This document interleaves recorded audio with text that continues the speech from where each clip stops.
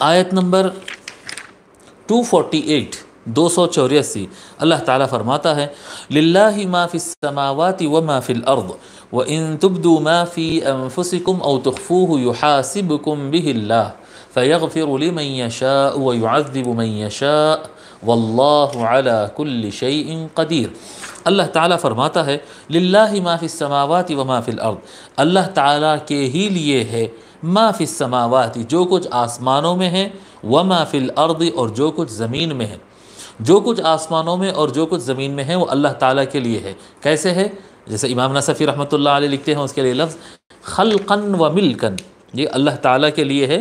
جو کچھ آسمانوں میں ہے اور جو کچھ زمین میں ہے۔ تخلیق کے اعتبار سے بھی کہ اس کی تخلیق اللہ تعالیٰ نے کیا ہے، اس کو اللہ تعالیٰ نے ہی کریٹ کیا اور اللہ تعالیٰ ہی اس کا اونر اور مالک ہے۔ ایسا نہیں کہ بنا کے کسی اور کو دے دیا، جی بنایا بھی وہی ہے اور مالک بھی وہی ہے۔ للہ ما فی السماوات وما فی الارض وان تبدوا ما فی انفسکم او تخفوه یحاسبکم بہ اللہ۔ وان تبدوا، وان اور اگر، تبدوا ظاہر کرو گے،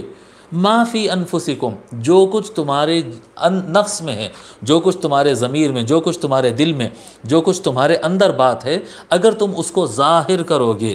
او تخفوہ یا تم اس کو چھپا لو گے۔ دیکھو من کی بات جو ہوتی ہے، دل کا جو ارادہ ہوتا ہے، وہ ارادہ کسی اور کو معلوم نہیں ہوتا۔ آپ کے دل میں کیا چل رہا ہے وہ کسی اور کو نہیں معلوم ہوتا، لیکن وہ چھپی ہوئی چیز ہے۔ اگر تم چاہو تو اس کو ظاہر کر دو، اور اگر تم چاہو تو اس کو باطن میں رکھو اور چھپا کر رکھو۔ وَإِن تُبْدُوا مَا فِي أَنفُسِكُمْ أَوْ تُخْفُوهُ يُحَاسِبُكُم بِهِ اللَّهُ۔ اللہ تعالیٰ فرماتا ہے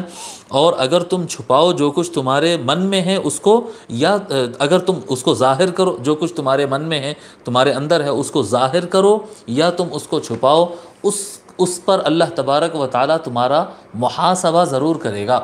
اللہ تعالیٰ ضرور اس کا حساب لے گا۔ اللہ دل میں جو باتیں چلتی ہے کیا اس کا بھی حساب ہوگا؟ یحاسبکم بہ اللہ، ہاں اللہ تبارک و تعالیٰ اس کا حساب لے گا۔ اس کے اوپر بحر العلوم رحمۃ اللہ علیہ سیدی محمد عبد القدیر صدیقی رحمۃ اللہ علیہ بڑی اچھی بات لکھتے ہیں کہ دل میں جو باتیں آتی ہے نا، اب یہاں پر یحاسبکم باللہ جو بات ظاہر کرتے ہو یا چھپاتے ہو، یہ کون سی؟ یعنی جو خراب بات آتی ہے، جو برائی کرنے کا، گناہ کرنے کا خیال جو من میں آتا ہے، اس سے متعلق بات ہو رہی ہے، اچھائی کی بات نہیں ہو رہی یہاں پر۔ اچھی چیز اگر آئے تو وہاں پر یثیبکم علیہ اللہ آتا تھا، اس پر اللہ تعالیٰ تم کو ثواب دے گا۔ یہاں پر یحاسبکم کا لفظ آیا ہے، جس کا مفسرین تقریباً سارے مفسرین بتاتے ہیں کہ اس سے مراد یہاں پر گناہ کا ارادہ ہے۔ جب انسان کے دل میں گناہ کا ارادہ آتا ہے تو اب اس کو وہ ظاہر کرے لوگ کے سامنے یا لوگ سے چھپا لے، وہ من کے اندر ہی رہ جائے، لیکن اللہ تعالیٰ حساب لیتا ہے۔ تو آپ یاد رکھیں دل میں جو باتیں آتی ہے وہ اس کے 3 لیول بتاتے ہیں۔ حضرت بحر العلوم رحمۃ اللہ علیہ لکھتے ہیں واضح ہو کہ برے خطرات 3 قسم کے ہوتے ہیں۔ برے خطرات، خطرہ کہتے ہیں نا، خطر دل میں جو باتیں آتی ہیں اس کو خطرے کہتے ہیں، جی خے سے، قاف سے نہیں، قاف سے قطرہ تو پانی کا قطرہ ہوتا ہے، یہ خے سے ہے، جیم ہے خے والا خطرہ ہے یہ۔ تو یہ خطرات جو ہے یہ 3 قسم کے ہوتے ہیں۔ برے خیالات جو آتے ہیں وہ 3 لیول پر ہوتے ہیں انسان کے دل میں۔ ایک کو کہتے ہیں وسوسہ۔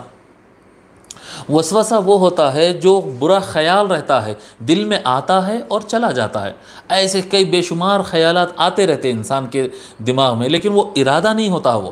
خیال آتا ہے،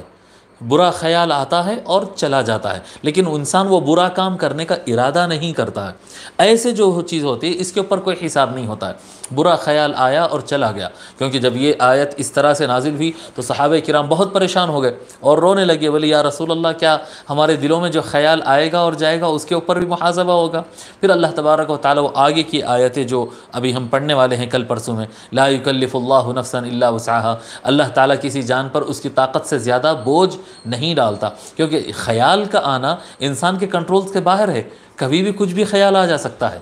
حالانکہ وہ اگر مشق کرے، مجاہدہ کرے تو اس کے اوپر بھی کنٹرول ہو سکتا ہے، کسی حد تک، 100% نہیں، کسی حد تک کنٹرول ہو سکتا ہے بہت زیادہ مجاہدہ کے بعد۔ لیکن اس سے پہلے کی بات جو ہے، ایک عام انسان کو کچھ بھی خیال آ سکتا ہے، برے خیالات میں سے کوئی بھی خیال آ سکتا ہے، تو اس جو خیال آئے اور چلے جائے، وہ ارادہ، عزم، یہ کام کرنا ہے، یہ بدماشی کرنا ہے، جب تک دل میں نہیں بیٹھتا، وہ ایسا آتا ہے اور چلے جاتا ہے، اس کا اللہ تبارک و تعالی حساب نہیں لیتا۔ اور دوسرا وہ خطرہ جو ارادہ اور عزم بنتا ہے،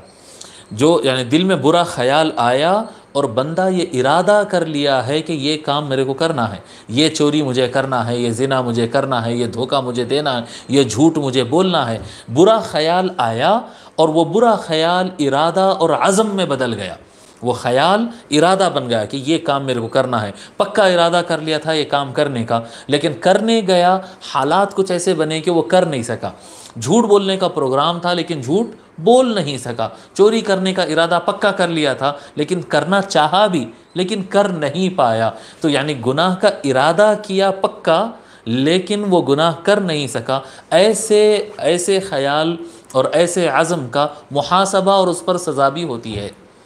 ایسا برا خیال جو دماغ میں بیٹھ جائے اور بندہ اس کا ارادہ کر لے، کرنے گیا تھا لیکن نہیں کر پایا، چوری تو نہیں کیا لیکن وہ جو ارادہ کیا تھا اس کا حساب اس سے برابر لیا جائے گا، اس کا حساب اس سے برابر لیا جائے گا، لیکن وہ تھوڑا کم سزا والا ہوگا اللہ تعالیٰ کے نزدیک۔ زیادہ سزا کس کی ہوگی؟ وہ تیسرا لیول جو ہوتا ہے، جو برا ارادہ دل میں آئے، برا خیال دل میں آئے اور وہ ارادہ بن جائے کہ یہ کرنا ہے اور انسان اس کو ایگزیکیوٹ بھی کر دیتا ہے، انسان وہ نافذ بھی کر دیتا ہے، وہ عمل بھی کر دیتا ہے۔ جب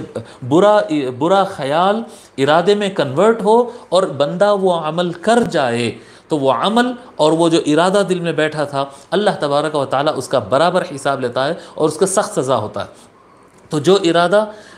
عمل میں تبدیل ہو جائے، جو برا خیال ارادہ اور برے عمل میں تبدیل ہو جائے، اس پر بہت سخت گناہ ہوتا ہے، اور جو برا خیال ارادہ تو بنے لیکن ایگزیکیوٹ نہ ہو سکے، عمل نہ ہو سکے، اس کا بھی حساب لیا جاتا، اس پر بھی سزا ہے لیکن پہلے والے سے کم۔ اور تیسرا ہے جو برا خیال آتا ہے ذہن میں اور چلا جاتا ہے، ارادے میں کنورٹ نہیں ہوتا ہے، پکا ارادہ نہیں بنتا ہے، ایسی چیز کو اللہ تبارک و تعالیٰ بنا توبہ کیے کہ بنا کچھ سوچے سمجھے کہ جیسا بغیر سوچے سمجھے بغیر توجہ دیے کہ ایسا خیال آ گیا اور تھوڑی دیر کے بعد خود سے چلا بھی گیا، جی کچھ دیر من میں رہا اس کے بعد چلا بھی گیا خود سے، لیکن کرنے کا ارادہ کبھی نہیں کیا، ایسی چیزوں کو اللہ تبارک و تعالیٰ، ایسے خیالات اور ایسے خطرات، یہ خطرات کو وسوسے کہتے ہیں، اس طرح کے وساوس کو اللہ تبارک و تعالیٰ یوں ہی معاف کر دیتا ہے، اس پر کوئی مؤاخذہ نہیں ہوتا ہے، ٹھیک ہے۔ تو اللہ تبارک و تعالیٰ فرماتا ہے یحاسبکم بہ اللہ وان تبدوا ما فی انفسکم او تخفوہ یحاسبکم بہ اللہ، جو کچھ تمہارے من میں ہیں، جو برے خیالات تمہارے من میں ہیں اس کو تم ظاہر کرو، یا جو برے خیالات برے ارادے جو تمہارے دل میں ہیں اس کو تم ظاہر کرو یا تم چھپا کر رکھو، اس کا حساب اللہ تبارک و تعالیٰ ضرور لے گا۔ اب یہاں پر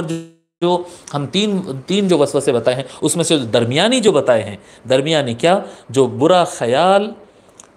ارادے میں بدلے کہ برا یہ کام کرنا ہے لیکن کر نہ پائے، وہ ارادے کی بات ہو رہی، اللہ تبارک و تعالیٰ اس کا حساب ضرور لے گا۔ فَيَغْفِرُ لِمَن يَشَاءُ وَيُعَذِّبُ مَن يَشَاءُ، بس اس کے بعد حساب لے کر اللہ تبارک و تعالیٰ جسے چاہا بخش دیتا ہے اور جسے چاہا عذاب دیتا ہے۔ جب یہ حساب لیتا ہے تو وہ مالک ہے، اس کی مرضی کی بات ہے، بس اللہ تبارک و تعالیٰ جسے چاہا